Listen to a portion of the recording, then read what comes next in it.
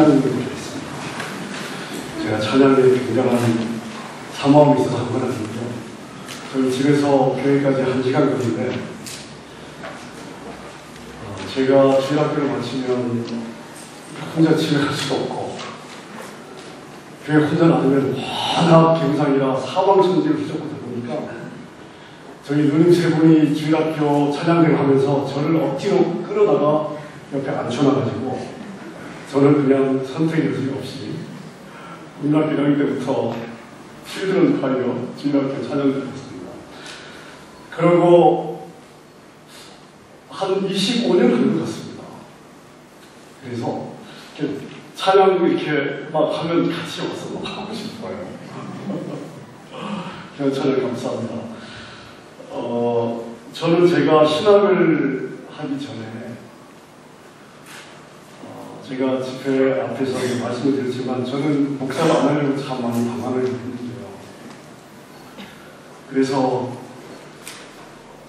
네 번째 고등학교를 졸업하고 9년 만에 네 번째 대학에서 대학 2학년을 했습니다. 그렇게 많이 방황을 했습니다. 제 마음에 두 가지 늘 질문이 있었습니다. 교회란 무엇인가? 교회란 무엇인가? 제가 말씀을 통해서 이해하는 교회는 부활하신 그리고 주님의 이 보좌 우편에 앉아 계신 부활하신 예수 그리스도를 머리로 둔 그분의 몸이잖아요. 근데 저는 그건 이론이고 그 부활하신 영광스러운 예수 그리스도를 머리로 모신 이 교회가 이 지상의 교회는 그분의 몸이라고 그러는데 왜 이렇게 초라하냐? 왜 이렇게 문제가 많냐? 이게 제 안에서 정말 풀리지 않는 그 질문이었습니다. 교회를 볼 때마다 저는 질문하는 거예요. 그 그리스도가 머리인데 그분을 머리로 둔 그분의 몸인 교회는 왜 이렇게 초라하냐? 왜 이렇게 문제가 많냐? 그리고 목회자들을 제가 이렇게 보면서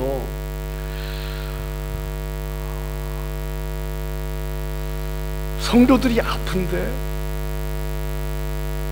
성도들은 지금 아프다고 아우성인데 제가 본 많은 목회자들은 항상 내가 뭘 잘못했냐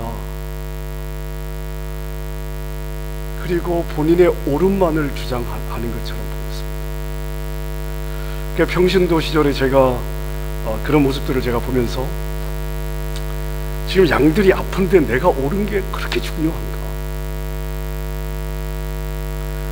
나의 옳음을 증명하는 게 그렇게 중요한가? 지금 양들은 아픈데 이런 질문들을 저는 끊임없이 하면서 자신 없는 목회자의 길을 제가 도망가려고 정말 발버둥을 쳤습니다. 저는 대학 시절에 제 책상 서랍에 수면제를 한 70알 정도를 제가 숨기고 살았습니다. 내가 목사가 돼서 성도들을 죽이는 것보다 내 안에서 목사 될 가능성이 있으면 내가 먼저 죽어야지. 그 정도로 단단하게 저는 목사를 안 하려고요. 정말 생명을 걸고 저는 발버둥을 쳤습니다. 그러다 보니까 대학에 들어가도 공부가 아무런 의미가 없고 이게 이렇게 마음이 이렇게 공중에 붕 떠가지고 안정이 안 되는 이 생각과 마음이 안정이 안 되는 교회란 무엇인가? 목회자란 무엇인가? 이것이 신학을 시작하기 전에 제 사고의 가장 주된 부분을 차지하고 있었습니다. 하나님은 항상 오르시잖아요. 제가 이제 뒤를 돌아보니까 저는 하나님 좋은 교회도 많을 텐데 왜 나는 어릴 때부터 시골에서 제가 강원도에서 주일학교 하면서도 목사님들이 오면 2년이 안 돼서 쫓겨가고 목사님들이 2년 이상 교회에 계시면 어린 제 마음에 와 저분은 진짜 훌륭하신가 보다. 하나님 왜 저는 제 교회 생활이 이래야만 됩니까? 이렇게 제가 질문을 하곤 했는데 제가 목회자가 되고 나니까요 하나님은 항상 오르셔요. 아멘이죠? 제가 그런 교회 생활을 하고 그런 목회자를 보았기 때문에 저는 진짜 조심합니다. 말 한마디 조심하고요, 행동 하나 조심하고, 그냥 목회를 해도 정말 살얼음판을 걷듯이 왜냐하면 양들은 전혀 의도하지 않은 부분에서도 상처를 받을 수 있고, 상처를 받으면 이게 옳고 그름과 상관없이 영적으로 자라가는 데 걸림돌이 되기 때문에 목사인 저는 그런 부분들이 어떤 성도에게서도 생기지 않도록 완벽할 수는 없지만 그래도 최선은 다해야 되잖아요. 그러니까 과거의 제 경험들이 이제는 제가 목회자로 목회를 하다 보니까 저에게 마이너스가 아니라 플러스로 다 되는 거예요. 그래서 저는 고백하는 거죠. 하나님은 항상 오르십니다. 나는 그때 왜 나를 이러한 길로 인도하시는지 이해가 가지 않았지만 역시 하나님은 정말 오르십니다. 그러면서 제가 도대체 이 지상의 교회가, 그분을 머리로 모신 지상의 교회가 이렇게 초라하고 이렇게 문제가 많고 맨날 찢고 뽑고 왜 그럴까를 제가 고민하다가 오늘 나누게 될 이 내용을 제가 이제 깨닫게 되었습니다. 그러니까 제가 뭐 책 보고요, 그냥 공부하고 깨달은 것이 아니라 정말 제 신앙의 여정 속에서 치열하게 고민하고 문제가 무엇일까, 무엇이 해결책일까를 정말 치열하게 고민하면서 이제 깨닫게 된 말씀들이에요. 자, 여러분, 제가 여러분에게 질문을 한번 드리겠습니다. 신앙생활에서 가장 중요한 게 뭐라고 생각이 드십니까? 신앙생활에서 가장 중요한 거예요. 가장 중요한 거. 우리가 성도로서 신앙생활을 하면서 가장 중요한 게 무엇일까요? 예배? 선교? 전도? 구제? 말씀 묵상? 중보기도? 아마 여기 있는 숫자만큼이나 각자에게 중요한 게 있을 것 같습니다. 자, 그런데 가장 중요한 건 몇 개죠? 가장 중요한 건 몇 개입니까? 하나죠. 자, 여러분, 가장 중요한 건 하나입니다. 자, 근데 가장 중요한 건 하나인데 각 성도들이 생각하는, 중요하게 생각하는 게 다 달라요. 그게 문제입니다. 자, 예배가, 우리 신앙생활에서 예배가 가장 중요하다고 생각하시는 분들은요, 정말 하나님께 더 집중되는 예배를 드리기 위해서라면 돈을 드리는 게 아깝지 않습니다. 기왕이면 이 키보드도 기왕이면 좋은 걸로 했으면 좋겠고요, 기왕이면 피아노도 그랜드 피아노로 했으면 좋겠고요. 자, 그런데 선교가 신앙생활에 가장 중요하다고 생각하는 성도는요, 아니 키보드가 1,000불짜리고 2,000불짜리고 그 뭔 상관이 있어? 소리만 나오면 되지. 그 돈 있으면 선교해야죠. 여러분, 우리 신앙생활에서 가장 중요한 건 하나인데요, 각자가 생각하는 중요한 게 다 다르니까 교회 안에서 갈등도 생기고 문제가 생기는구나. 신앙생활 하면서 왜 재미가 없어요? 가장 중요한 게 빠져 있으니까. 가장 중요한 게 빠져 있으니까 신앙생활에 재미가 없는 거예요. 자, 그러면 여러분들이 저한테, 자, 그럼 김 목사는 신앙생활에서 가장 중요한 게 뭐라고 보십니까? 그리고 제가 만약에 이야기를 하면 여러분들, 에이, 그건 목사님 생각이죠. 아마 그럴 것 같습니다. 그 성경이 도대체 우리 신앙생활에서 가장 중요한 게 뭐라고 이야기를 하느냐, 그게 중요하죠. 그게 오늘 저희가 읽은 이 마태복음 22장의 말씀입니다. 아까 읽었지만 제가 중요한 한 부분만 제가 읽겠습니다. 여러분 안 찾으셔도 되고요. 자, 지금 바리새인들이 모여가지고 예수님에게 어떤 율법사가 물어보는 거예요. 질문하는데, 선생님, 율법 중에서 어느 계명이 가장 큽니까? 그랬더니 예수님께서 내 마음을 다하고 목숨, 뜻, 다해서 너희 하나님을 사랑해라. 이게 첫째 되는, 가장 으뜸되는, 크고 첫째 되는 계명이고, 둘째도 이와 같으니 내 이웃을 내 몸과 같이, 너 자신과 같이 사랑해라. 이렇게 말씀을 하십니다. 자, 여러분, 신앙생활에서 가장 중요한 게 뭘까요? 신앙생활에서 가장 중요한 거 관계입니다. 관계. 우리 신앙생활에서 가장 중요한 것은 뭐냐면요, 관계입니다. 위로는 하나님과의 관계와 좌우로는 이웃과의 관계가 우리 신앙생활에서 가장 중요합니다. 신구약 성경이 66권이고요 아무리 많은 내용이 있어도 한마디로 이야기하면 하나님의 말씀은 우리에게 하나님의 관계가 무엇이고 이웃과의 관계가 무엇인지를 이야기하고 있는 책이에요.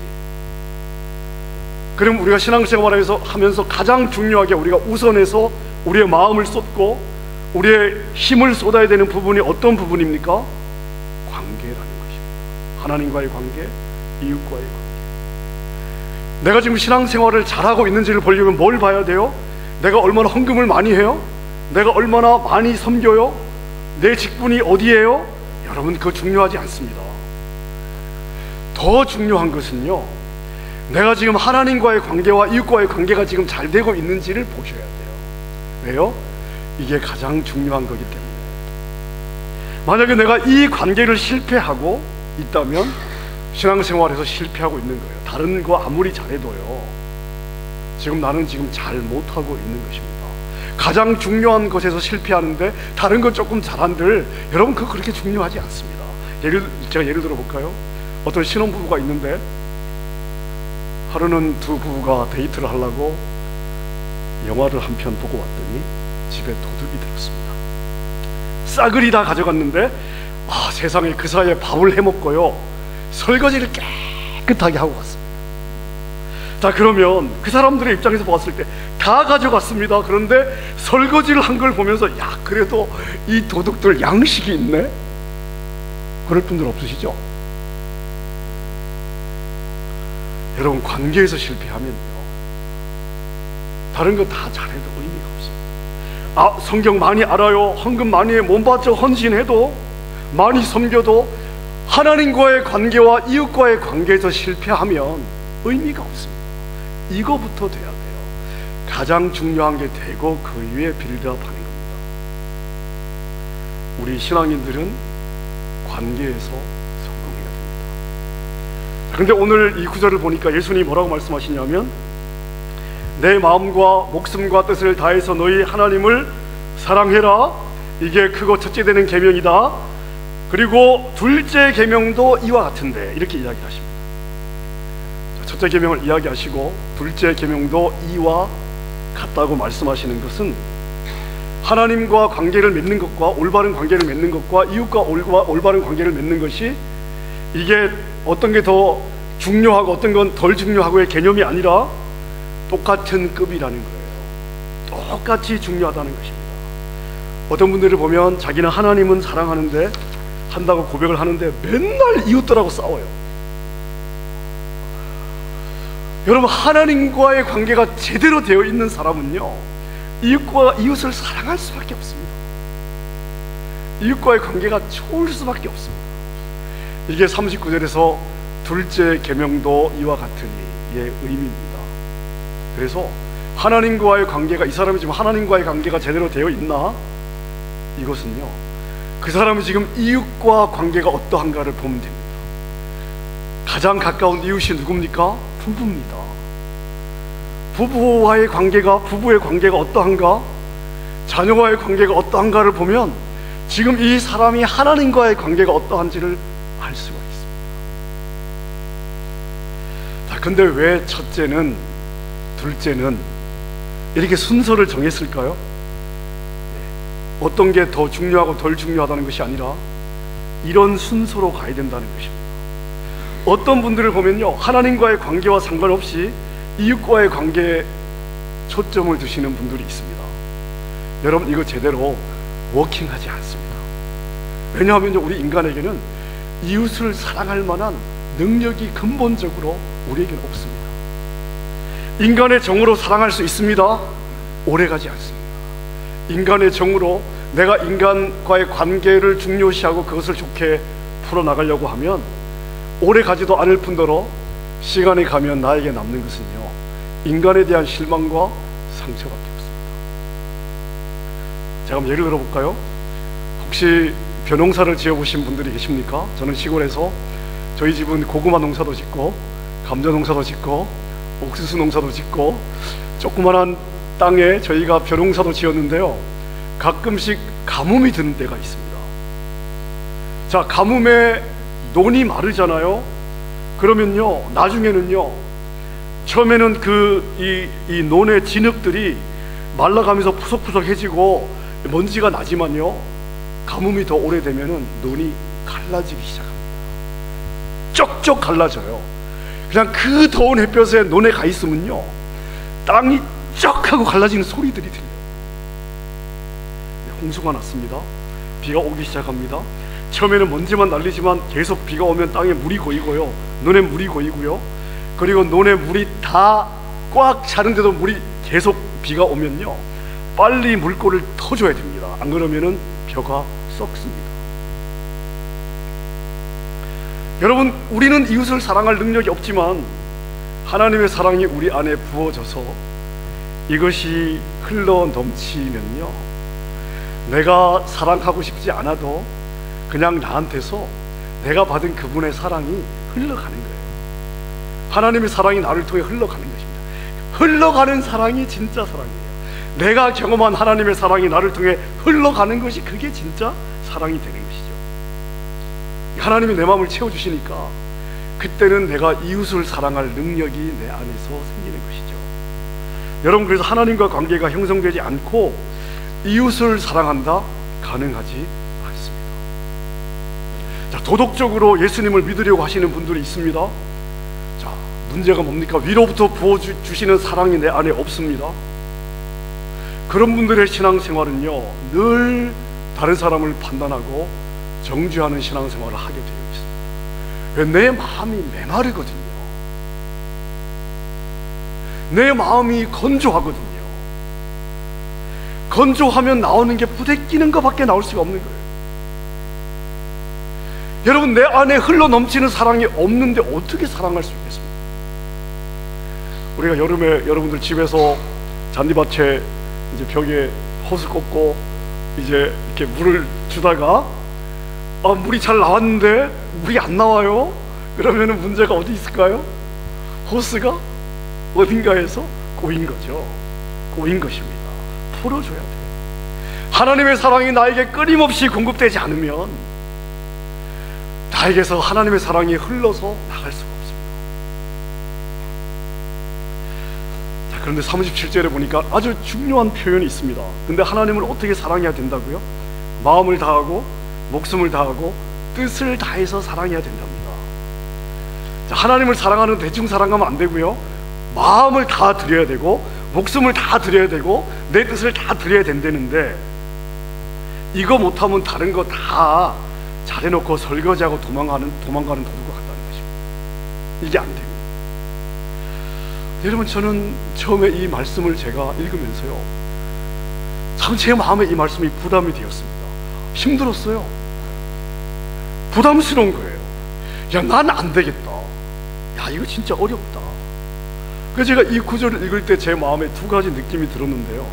하나는 절망감이요. 아니, 11조 해라? 하겠어요. 근데 마음을 다하고 뜻을 다하고 힘을 다하라면 도대체 난 어디까지 가야 돼요? 뭘 도대체 어떻게 하라는 이야기예요? 두 번째 저에게 들었던 느낌은요, 좀 이렇게 화가 나더라고요. 야, 진짜 하나님 너무하시네. 아니, 나한테서 내 마음 가져가시고 내 목숨 가져가시고 내 뜻 가져가시면 나는 남는 게 뭐가 있을까? 와, 진짜 욕심도 많으시지. 그 다 가져가시면 하나님, 나는 내가 뭐가 남습니까? 근데 여러분, 제가 이 말씀을 깨닫고 나니까 이대로 잘 사는 건 아니지만 하나님이 왜 이런 계명을 주셨는지 제가 알게 되었습니다. 하나님이 우리한테 뭔가를 하라고 할 때는요, 두 가지가 있습니다. 하나는 하나님이 그런 분이기 때문에 우리 보고 하라고 그러세요. 가령 예를 들어서 내가 거룩하니 너희도 거룩해라. 하나님의 성품이 거룩하기 때문에 하나님의 자녀들이 하나님을 닮기를 원하시는 거죠. 그 다음에 또 다른 경우는요, 하나님이 이미 그렇게 하고 계시기 때문에 우리 보고 하라 그러시는 거예요. 하나님이 안 하시면서 우리 보고 하라 그러시는 건 없습니다. 예를 들어서 70번씩 7번씩 용서해라. 여러분, 사실 굉장히 부담되는 말씀입니다. 근데 하나님은 이미 70번씩 7번이 아니라 무한대로 우리를 용서하고 계시기 때문에 우리 보고 그렇게 하라고 그러시는 거예요. 우리의 문제는 뭐냐면요, 하나님도 나 같으려니 합니다. 사실 우리는 나는 못해도 나는 어릴 때 그렇게 못 살아놓고 우리 애들한테는 그렇게 살라고 부시잖아요. 맨날 잔소리하고 이러면 그렇지 않습니까? 우리 하나님은 그렇지 않다는 것입니다. 하나님이 우리에게 너의 마음을 바쳐라, 목숨을 바쳐라, 뜻을 바쳐서 나를 사랑해라고 하실 때는 하나님이 이미 그분의 목숨과 그분의 생명과 그분의 마음과 그분의 뜻을 다 바쳐서 우리를 사랑하고 계시기 때문에요. 그분이 먼저 그렇게 하고 계시기 때문에 그분이 우리에게 그걸 요구하시는 거예요. 여러분, 하나님이 우리를 얼마나 사랑하시는지를 표현하는 표현이 있습니다. 질투하시는 하나님. 여러분, 우리를 사랑하시는 하나님의 마음을 왜 성경이 질투하는 하나님이라고 표현하고 있을까요? 온 우주에 나 하나밖에 없는 것처럼 하나님이 사랑하시기 때문에. 여러분, 생각해 보십시오. 우리가 왜 질투합니까? 세상에 남자가 많아도 오직 그 남자만 내 남자니까 그 남자가 딴 남자한테, 딴 여자에게 한눈을 팔면 내 속에서 감당할 수 없는 그 질투가 일어나는 거 아닙니까? 여러분, 하나님이 우리를 사랑하실 때에 그분이 이미 마음을 다 주셨습니다. 목숨을 바치셨어요. 그분의 뜻을 다 들여서 우리를 사랑하고 있습니다. 그래서 우리를 질투하시는 하나님으로 표현하고 있습니다. 여러분, 저와 여러분은 하나님으로부터 이런 사랑을 받고 있습니다. 이런 사랑을 받고 있어요. 여러분, 우리 신앙생활에 가장 중요한 것이 무엇이다? 무엇이다? 관계다. 위로는 누구와의 관계? 하나님과의 관계. 좌우로는 누구와의 관계? 이웃과의 관계. 여러분, 가장 중요한 관계에서 승리하는 여러분 되시기를 바랍니다. 자, 그런데요, 이 관계를 방해하는 것이 있습니다. 관계 중요해요? 알겠어요. 근데 관계가 어렵습니다. 왜 어려울까요? 우리의 관계를 방해하는 방해꾼이 있습니다. 왜 관계가 안 될까요? 이게 바로 죄라는 놈이에요. 죄. 근데 도대체 죄의 어떤 부분이 가장 중요한 이 관계를 방해할까요? 자, 제가 요한일서 3장 4절 말씀을 한 구절 읽겠습니다. 제가 읽을게요. 죄를 짓는 자마다 불법을 행하나니 죄는 불법이다. 자, 성경에 보면요, A 이꼬르 죄, 죄 이꼬르 A, 이게 죄야, 죄가 바로 이런 거야 라고 명확하게 죄를 디파인하는, 데피니션을 내고 있는 성경 구절이 세 구절이 있는데, 이 요한일서 3장 4절은 그 중에 한 구절입니다. 제가 다시 한번 읽어드릴까요? 죄를 짓는 자마다 불법을 행하나니 죄는 곧 불법이다. 불법이 곧 죄이기 때문에 불법을 행하는 사람은 죄를 짓는 것이다. 지금 이렇게 이야기를 하고 있는 것입니다. 자, 근데 이 불법이라는 단어의 원어를 보면 아노미야, 아노미야라는 단어인데, 놈이라고 하는 단어는 영어로 NORM, 법, 기준, 스탠다드, 이런 의미를 가지고 있습니다. 근데 여기에 A가 붙으면요, 아가 붙으면 이거는 부정적도입니다. 법이 아닌 거예요. 그래서 이 아노미야, 죄는 불법입니다, 이 불법이란 단어를, 이거를 더 정확하게 번역을 하면요, 무법이 곧 죄입니다 하는 것입니다. 법이 아닌 게 죄예요. 무법이 죄입니다. 자, 여러분, 무법하면 뭐가 연상이 되십니까? 무법. 혹시 서부의 무법자 기억이 나십니까? 광야의 무법자. 우리가 옛날에 이 광야의 무법자 영화를 보면 어떤 사람이 동네에서 나쁜 놈한테 굉장히 억울한 일을 당해가지고 보안관을 찾아갔는데요. 아니, 이 보안관이 그놈하고 이놈하고 같은 다 한 통속이에요. 나는 억울해서 신고하러 갔는데 신고한 내가 엄청 얻어터지고 누명을 써갖고 이제 유치장에 갇혀 있잖아요. 생각하니까 이거 도저히 내가 이러면 안 될 것 같아. 그래가지고 밑으로 땅 파가지고 이제 전신만고 끝에 도망가서 깊은 산에 들어가서 맨날 3년 동안 총연습하고, 그리고 어느 날 말을 타고 이제 동네에 쫙 나타나가지고 누구부터 찾아갈까요? 얄미운 보안관부터 찾아가서 죽여버리고, 그리고 자기를 괴롭히던 나쁜 놈도 죽여버리고, 석양해를 쫙 받으면서 그 총에서 연기가 살살살 나오고, 그리고 짠 하고 사라집니다. 자, 제가 여러분에게 질문 하나 하겠습니다. 무법자는 법이 있을까요, 없을까요? 있을까요, 없을까요? 있을까요, 없을까요? 있을까요, 없을까요? 다수결로 할까요? 자, 여러분, 무법자도 법이 있습니다. 누가 법이에요? 자기가 법입니다.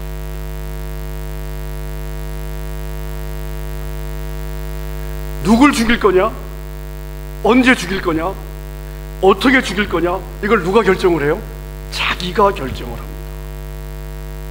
여러분, 무법자는 법이 없는 사람이 아니고요, 자기가 법인 사람이 무법자입니다.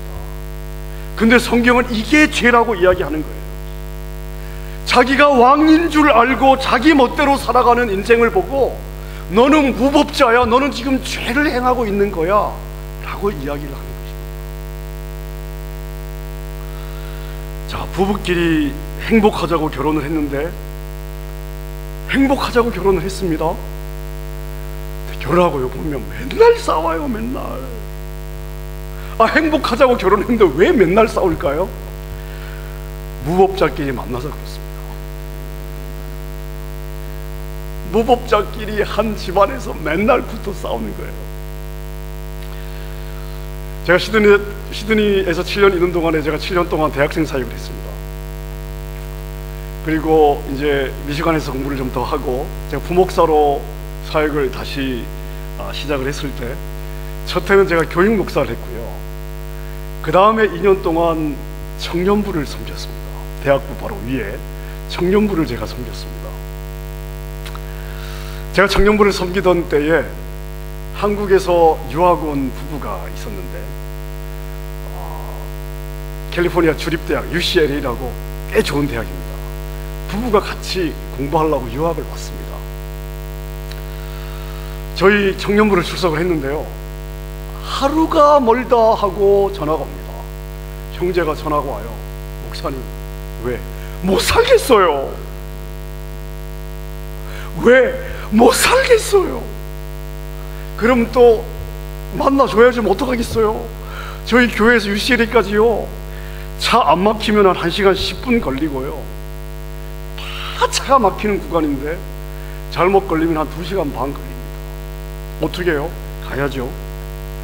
그러면 만나면 형제가 입에 거품을 물고 자기의 옳음을 증명하려고 들어주고, 꿀밥 몇 대 때려주고, 야 이놈아 정신 차려, 그리고 이제 보내고, 그리고 한 반 정도 내려오면 자매한테서 전화가 옵니다. 목사님, 와, 못 살겠어요. 왜? 못 살겠어요. 차를 돌립니다. 2시간 이야기를 들어요. 수도 없이 반복되는 과정을 통해서, 와, 진짜 이게요, 제가 보니까 이 부부가 결혼을 해서 왔는데 신혼여행만 하고 이제 곧장 미국으로 유학을 온 거예요. 형제는요, 아버지가 진짜 술을 좋아해가지고 거의 직장 마치면 매일 술을 마시고 1차로 끝나는 법이 없고요, 항상 2차 갔다가 3차에는 우르르 몰고 집으로 와요. 그러면은 그 어머니는 군말 안 하고 술상과 안주 요리 이 대접하고요, 남편은 이제 그런 부모를 보고 자란 거예요. 근데 이 자매 집안은요, 아버지가 애처가였습니다. 직장 마치고 땡퇴근이야. 땡퇴근. 직장 마치면 그냥 집으로 와요. 집에 들어오면 청소해주고 설거지해주고, 우리 그 옛날에 양말에 빵꾸 나면은 전구 끼워가지고 꼬매잖아요. 그 아빠가 애들 양말까지 다, 집안 양말은 아빠가 꼬매주고. 예. 자, 이런 두 사람이 결혼을 했습니다. 상상이 가시죠? 아내 입장에서 보면 자기도 지금 공부를 자기도 해야 되는데, 자기는 밥도 해야죠, 빨래 해야죠. 근데 남편은 주말만 되면 친구 데리고 와가지고 밤새 볶아하고 라면 끓여라, 밥 해내라. 그리고 뭐 여유가 없으니까 이제 스튜디오 이 공간 하나에 부엌 있고 뭐 침대 있고 거실 있고 그리고 화장실만 이제 문 달려 있는 그런 스튜디오에서 사니까, 남편 친구들이 와가지고 포카 치고 여기서 놀면요, 화장실 가서 볼일 보기도 부담되는 거예요. 남편은 자라면서 어머님이 뭐 그냥 그 꼬박꼬박 챙겨주시고, 자매는 모든 가정에 생기는 아빠가 다 챙기고. 자, 이 두 사람이 결혼을 했습니다. 여러분, 싸울 수밖에 없겠죠? 왜 그렇습니까? 각자가 법인, 자기 자신이 법인 두 사람이 만난 거예요. 아내가 볼 때는 남편은 이래야 되는데 전혀 자기 남편은 그렇지 않습니다. 남편이 볼 때는 아내는 이래야 되는데 자기 아내는 전혀 그렇지 않습니다. 친구를 데리고 오면 곱상하니 밥 차려주고 라면 끓여주고 해야지 왜 이렇게 잔말이 많습니까? 더 심각한 거는요, 이 두 무법자의 뒤에는 항상 응원군들이 있다는 것입니다. 남자 무법자에게는 남자 응원군들이 있고, 여자 무법자 뒤에는 여자 응원군들이 있습니다. 야, 명태와 여자는 초장에 잡아야 돼. 여자 무법자도 응원군이 있습니다. 야, 너 처음 잡히면 끝이야. 네가 잡아야 돼. 자, 두 무법자와 응원군들이 함께 엉켜가지고 싸움이 끝날 날이 없습니다. 누가 이겨요? 목소리 큰 사람이 그날은 이기고. 여러분, 얼마나 갈등이 많겠습니까? 이혼하니 안 하니, 니랑은 사니 못 사니. 제가 그 부부를 만나는 일에 제가 지쳐버렸습니다.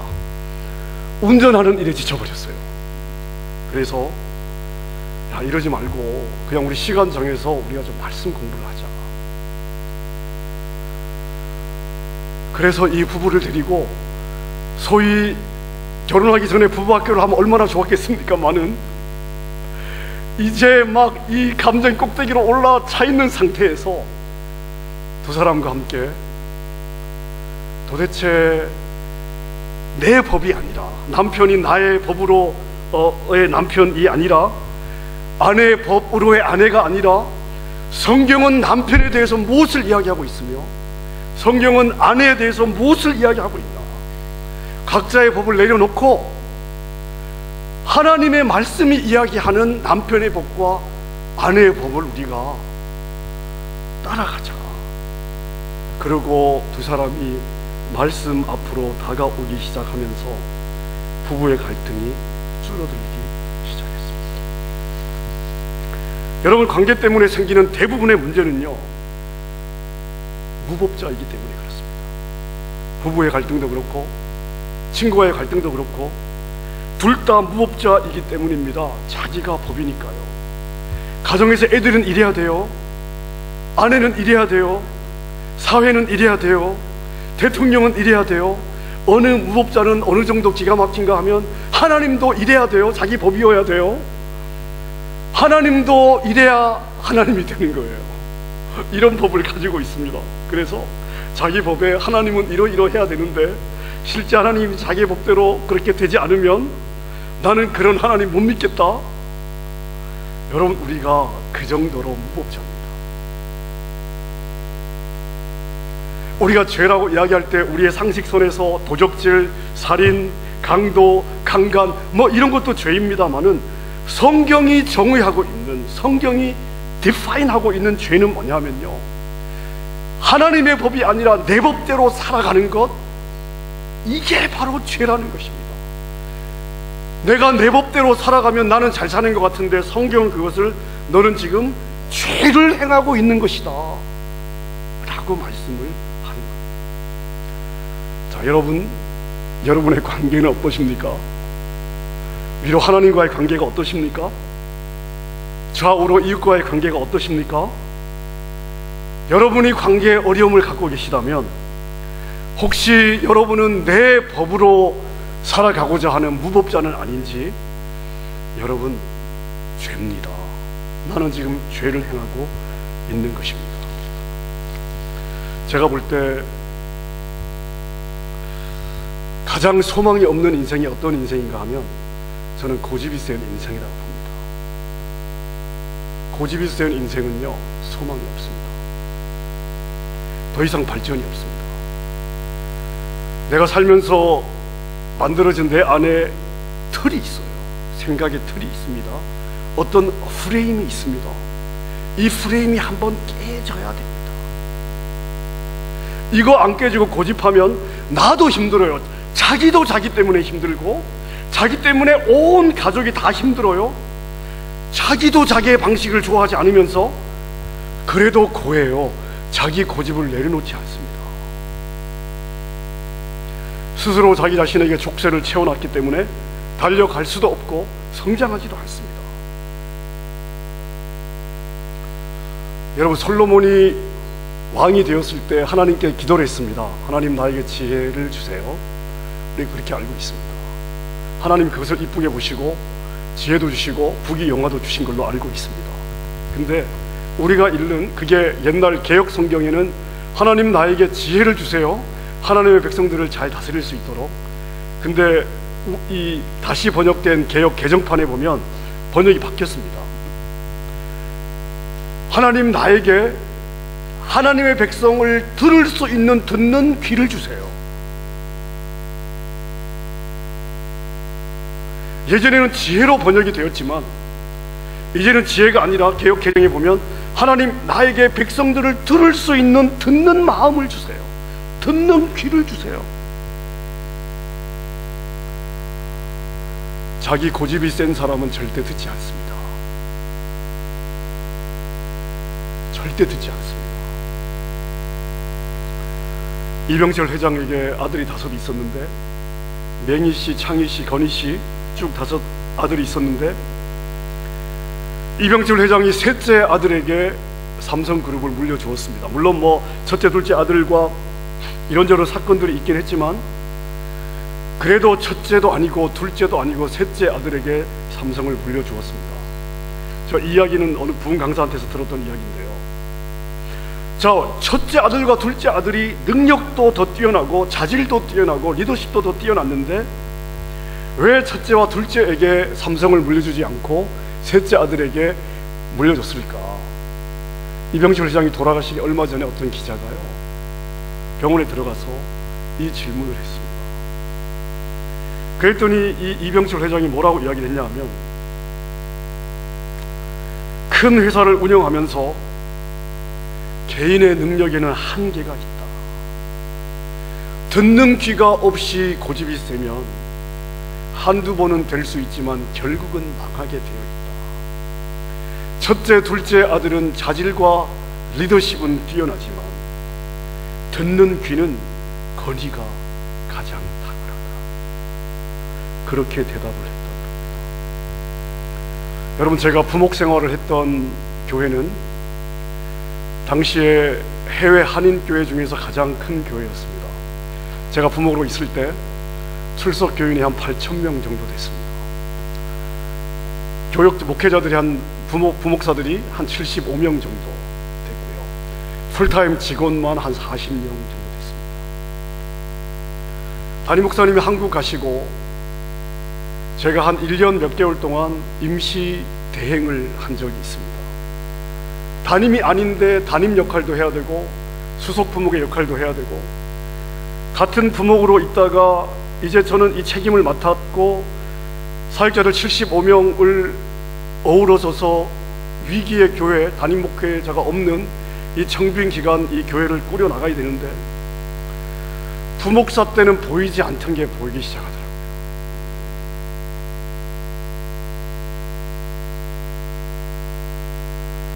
어떤 사역자는 처음에 교회 들어올 때는 참 촌스럽고 별로 두드러지는 것이 없어요. 별로 잘하는 것도 없고, 시간이 가면 갈수록 사역의 열매가 있습니다. 시간이 가면 갈수록 사람이 붙어요. 사람이. 여러분, 사역은요, 사람이 그 사람에게 붙어야 되는 거예요. 근데 어떤 사역자는요, 설교 잘합니다. 똑똑합니다. 좋은 신학교 나왔습니다. 박사학위까지 있습니다.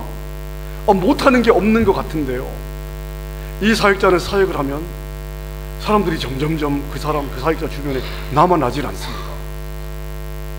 남아나질 않아요. 왜일까? 사람은 괜찮은데, 능력도 있고 설교도 잘하는데 왜 주변에 사람들이 남지 않을까? 그러고선 제가 이제 선임이니까 그 사역자와 함께 사역에 하다가 떠나가는 이 성도들을 제가 만나서, 집사님 도대체 문제가 뭡니까? 집사님 문제가 뭡니까? 그 성도들이요, 한결같이 하는 이야기가 있습니다. 뭔지 아십니까? 목사님, 그 전도사님은요, 절벽에 대고 이야기하는 것 같아요. 듣지 않습니다. 항상 자기가 옳습니다. 우리가 뭔 이야기를 하면요, 한마디 하면 자기는 10마디를 하고요, 우리가 2마디를 하면 자기는 100마디를 해서 이제는 질려서 이야기하기도 싫고요, 아예 더 이상 못하겠습니다. 여러분의 공통점이었어요. 여러분, 이 말이 무슨 말인지 아시죠?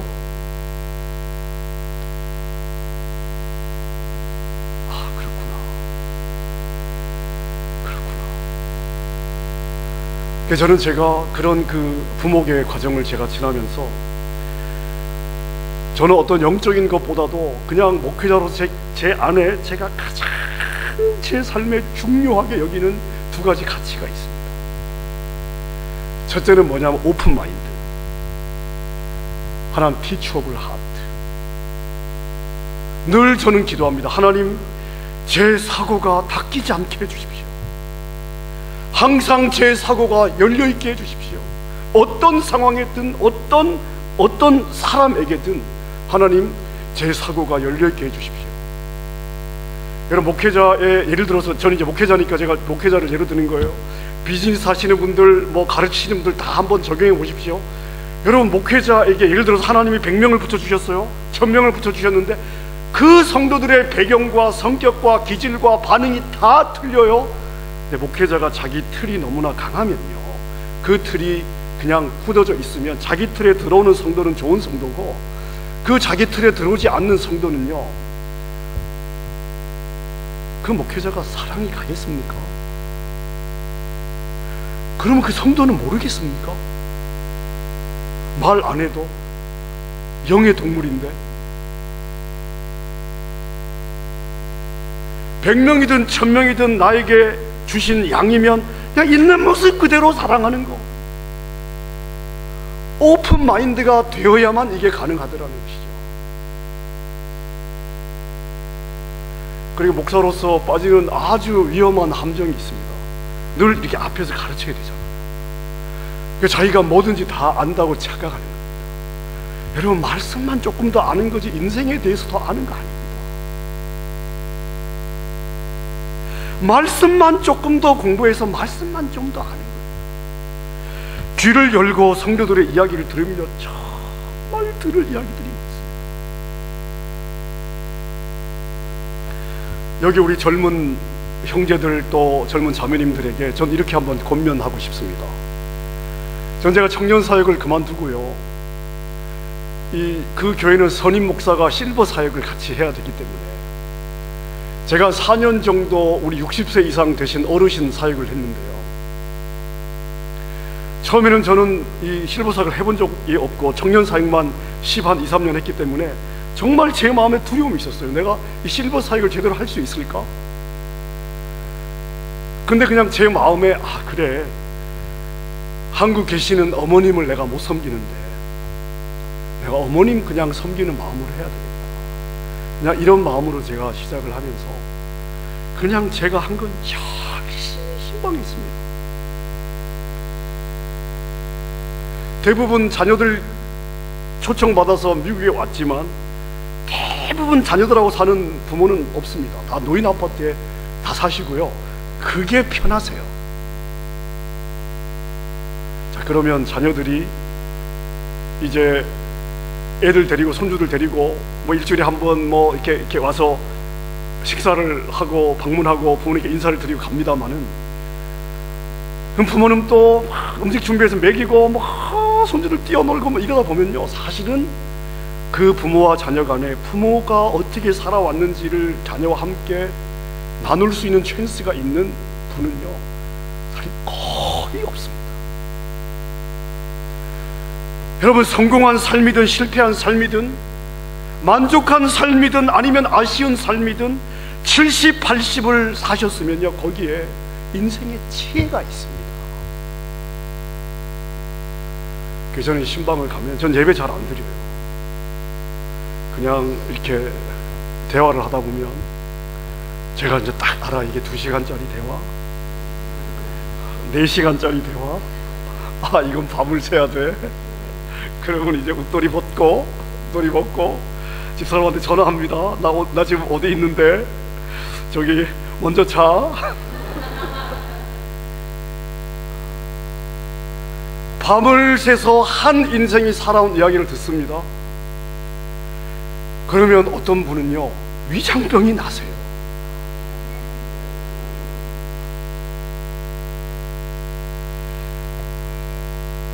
우리 젊은 우리 지체들, 여러분, 우리는요 그 부모님들 때문에 우리가 존재하는데, 그 부모님들이 어떤 삶의 여정을 거쳐서 오늘까지 왔고 그래서 내가 존재하는지 한번 여쭈어 본 적이 있습니까? 오늘 내가 40년을 살았으면 그 쉬운 인생 아니었잖아요. 훨씬 더 어려웠던 시대에 70, 80을 사셨습니다. 자녀들 키우면서 그 삶의 여정이 어떠하셨는지, 그 삶에 어떤 아픔들이 있었는지, 어떻게 극복하셨는지, 어떻게 실패해서 아픔을 갖고 계신지, 어떤 아쉬움이 삶에 있는지, 그래서 자녀들을 향해서 어떤 이야기를 해주고 싶어 하시는지 한번 물어보신 적이 있으십니까?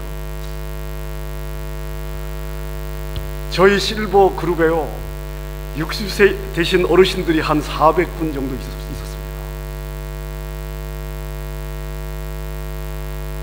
여러분, 저는요 실버 사역하면서 진짜 대박을 맞았습니다.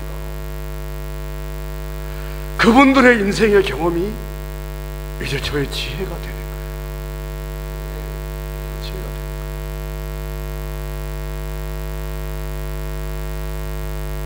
제가 얻는 거예요. 이건 돈을 들이고 들어야 돼요. 돈을 들이고. 버릴 게 하나도 없습니다. 하나님, 제가 목사이기 때문에 늘 가르치는 자리에 있어서 내가 모든 것을 알고 듣지 않으려는 고집센 인생이 되지 않게 해주시고, 어린 아이를 통해서도 주님이 말씀하시면 들을 수 있는 낮은 마음과 누구에게서든지 배울 수 있는 배우려는 마음을 주십시오. 열린 사고와 배우려는 마음. 여러분, 이게 제 삶의 2가지 기도. 이거 안 놓치려고 저는 바랍니다. 여러분, 우리 신앙생활에 가장 중요한 건 관계인데, 내 프레임이 강하면, 내 틀이 강하면 바른 관계가 맺어지지 않습니다. 내가 40년을 살았던 70년을 살았던 내 안에 만들어진 내 경험의 틀을 한번 내려놓고 사고를 열고 내 생각을 활짝 열고, 여러분, 그리고 내 말수를 줄이고 한번 어르신들을 경청해 보십시오. 여러분, 대박입니다. 대박. 인생 앞에서 겸손하게 되고, 아, 내가 하나님 앞에 엎드려져야 되는 존재구나, 절절히 가슴에 옵니다. 유연한 마음을 여러분 가지십시오. 부드러운 마음을 가지십시오. 다른 사람들의 말을 정말 불타는 열정을 가지고 열렬한 마음으로 한번 들어보십시오. 그렇게 되면 하늘을 향해서도 뚫어지고 이웃을 향해서도 뚫어지고 관계를 통해 하나님이 나에게 부어주시는 복이 얼마나 큰지를 날마다 경험하며 사실 수가 있습니다. 여러분, 관계에서 성공하시길 바랍니다. 하나님과의 관계에서 성공하시고, 이웃과의 관계에서 성공하시고, 그리고 열린 사고와 늘 배우려는 마음으로 틀에 매이는 죄의 함정에 빠지지 마시고, 주님의 성품으로 무장하고 여러분의 존재 자체가 축복의 통로가 되는 그러한 여러분 될 수 있기를 바랍니다. 기도하겠습니다. 살아계신 하나님, 감사합니다. 우리가 신앙생활 하면서 우리 주님이 우리에게 가르쳐 주신 가장 중요한 것을 붙들기를 원합니다.